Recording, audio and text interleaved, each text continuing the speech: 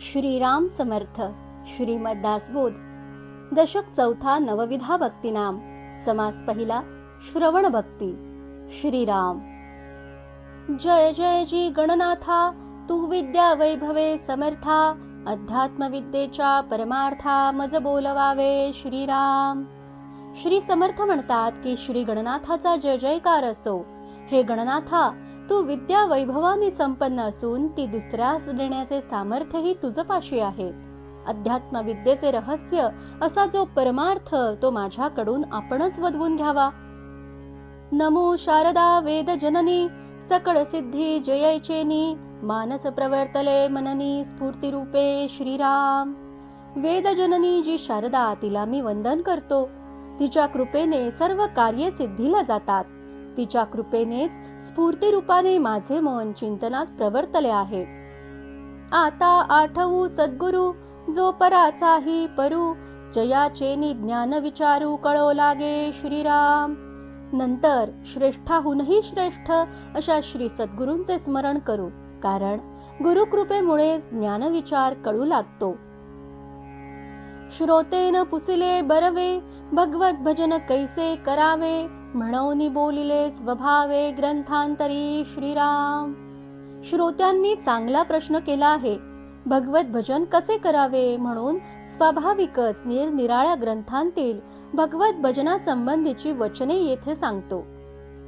सावध होऊन श्रोते जन, ऐका नवविधा भजन, सत्शास्त्री बोलिले पावन होई जे येणे श्रीराम.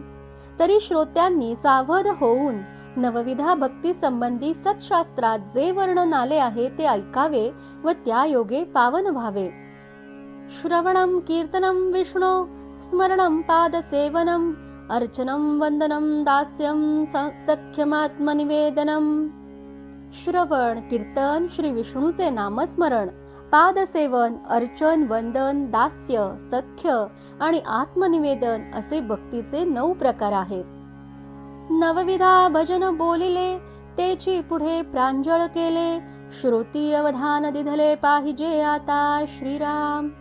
याप्रमाणे शास्त्रात जे 9 प्रकारचे भजन सांगितले आहे त्याचेच सविस्तर वर्णन पुढे केले आहे. तरी श्रोत्यांनी आता नीट लक्ष द्यावे. प्रथम भजन ऐसे जाण, हरिकथा पुराण श्रवण, नाना अध्यात्म निरूपण ऐकत जावे श्रीराम. 9 प्रकारांपैकी पहिले भजन कसे असते ते ऐकावे. भगवंतांच्या कथा ऐकाव्यात, पुराण श्रवण करावे आणि नाना प्रकारे अध्यात्म निरूपण केले जाते तेही ऐकावे. कर्म मार्ग, उपासना मार्ग, ज्ञान मार्ग, सिद्धांत मार्ग, योग मार्ग, वैराग्य मार्ग ऐकत जावे श्रीराम. कर्म मार्ग, उपासना मार्ग, ज्ञान मार्ग, सिद्धांत मार्ग, योग मार्ग, वैराग्य मार्ग इत्यादी सर्वांचे श्रवण करीत जावे. नाना व्रतांचे महिमे, नाना तीर्थांचे महिमे, नाना दानांचे महिमे ऐकत जावे श्रीराम. नाना व्रतांचे महत्व, नाना तीर्थांचे महत्व व नाना दानांचे महात्म्य ऐकत जावे. नाना महात्मे, नाना स्थाने, नाना मंत्र, नाना साधने, नाना तपे पुरश्चरणे ऐकत जावी श्रीराम. नाना महात्मे, नाना स्थाने, नाना मंत्र, नाना साधने, नाना प्रकारचे तप व नाना पुरश्चरणे या संबंधीचे वर्णन ऐकत जावे. दुग्धाहारी, निराहारी, फळाहारी, पर्णाहारी, तृणाहारी, नानाहारी कैसे ते ऐकावे श्रीराम. दुग्धाहारी, निराहारी, फळाहारी, पानाहारी, तृणाहारी असे नाना प्रकारचे आहार घेणारे लोक कसे असतात ते ऐकावे. उष्णवास, जळवास, शीतवास, अरण्यवास, भूगर्भ आणि आकाशवास कैसे ते ऐकावे श्रीराम. कुणी उन्हात राहणारे, कुणी पाण्यात राहणारे, कुणी थंडीत राहणारे, कुणी अरण्यात राहणारे, तर कुणी जमिनीत खड्डा खणून त्यात राहणारे, तर कुणी आकाशात राहणारे कसे असतात ते ऐकावे. जपी तपी तामस योगी, नाना निग्रह हटयोगी, शाक्त आगम अघोर योगी कैसे ते ऐकावे श्रीराम. जप करणारे, तप करणारे, अत्यंत तापट असणारे योगी, नाना प्रकारे निग्रह करणारे हठयोगी, शक्ती उपासक व कापालिक कसे असतात ते सर्वही ऐकावे. नाना मुद्रा नाना आसने, नाना देखणी लक्ष स्थाने, पिंडज्ञाने तत्वज्ञाने कैसी ते ऐकावे श्रीराम. योगशास्त्रात वर्णिलेल्या नाना मुद्रा, नाना आसने, नाना प्रकाशाची रूपे, ज्यावर मन सुलभतेने स्थिर करता येते अशी लक्षस्थाने, तसेच पिंडज्ञाने तत्वज्ञाने कशी आहेत तेही ऐकावे. नाना पिंडाची रचना, नाना भूगोळ रचना, नाना सृष्टीची रचना कैसी ती ऐकावी श्रीराम. नाना प्राण्यांच्या शरीराची रचना, पृथ्वीवरील निरनिराळ्या प्रदेशांची रचना, नाना सृष्टीची रचना कशी झाली तेही ऐकावे. चंद्र सूर्य तारा मंडळे, ग्रहमंडळे मेघमंडळे, 21 स्वर्गे सप्तपाताळे कैसी ते ऐकावे श्रीराम. चंद्र सूर्य तारांचे समूह, विविध ग्रहांचे समुदाय, मेघांचे समुदाय, 21 स्वर्ग आणि सप्तपाताळ यांचे विवरणही ऐकावे. ब्रह्म विष्णू महेश स्थाने, इंद्रदेव ऋषी स्थाने, वायो वरुण कुबेर स्थाने कैसी ते ऐकावे श्रीराम. ब्रह्मा विष्णू महेश यांची स्थाने, तसेच इंद्र देव ऋषी यांची स्थाने, वायू वरुण कुबेर यांची स्थाने कशी आहेत तेही ऐकावे. नवखंडे 14 भुवने, अष्टदिक्पालांची स्थाने, नाना वने उपवने गहने कैसी ते ऐकावी श्रीराम. 9 खंडे 14 भुवने, अष्टदिक्पालांची स्थाने, तसेच नाना वने उपवने गहन अरण्ये यांची माहितीही ऐकावी. गणगंधर्व विद्याधर, यक्ष किन्नर नारद तुंबर, अष्टनायका संगीत विचार कैसा तो ऐकावा श्रीराम. शिवगण देवगण गंधर्व विद्याधर यक्ष किन्नर नारद तुंबर इत्यादींची माहिती, तसेच अष्टनायिका आणि संगीतशास्त्र यांची माहितीही ऐकावी.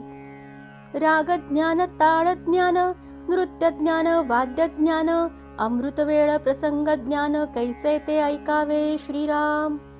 रागज्ञान तालज्ञान, नृत्यज्ञान वाद्यज्ञान, मुहूर्तज्ञान, प्रसंगज्ञान कसे असते तेही ऐकावे. 14 विद्या 64 कळा, सामुद्रिक लक्षणे सकळ कळा, 32 लक्षणे नाना कळा कैशा त्या ऐकाव्या श्रीराम. 14 विद्या 64 कला, हातांवरील रेषांची लक्षणे, इतर कला व माणसाच्या अंगी असणारी 32 लक्षणे वगैरे नाना कलांची माहिती ऐकावी. मंत्र मोहरे तोटके सिद्धी, नाना वल्ली नाना औषधी, धातू रसायन बुद्धी नाडी ज्ञाने ऐकावी श्रीराम.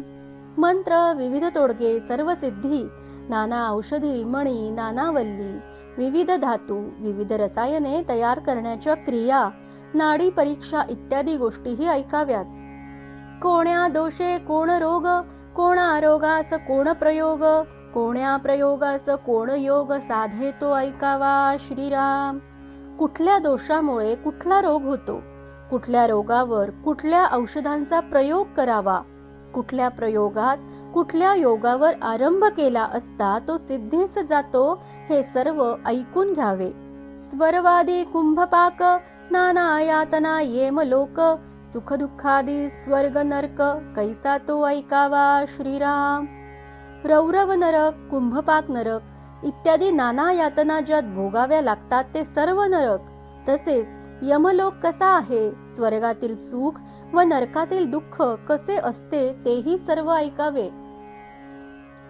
कैशा नवविधा भक्ती, कैशा चतुर्विधा मुक्ती, कैसी पाविजे उत्तम गती ऐसे हे ऐकावे श्रीराम. नवविधा भक्ती कोणत्या आहेत, 4 प्रकारच्या मुक्ती कोणत्या आहेत, उत्तम गती प्राप्त होण्यासाठी काय करावे हे सर्व ऐकून घ्यावे.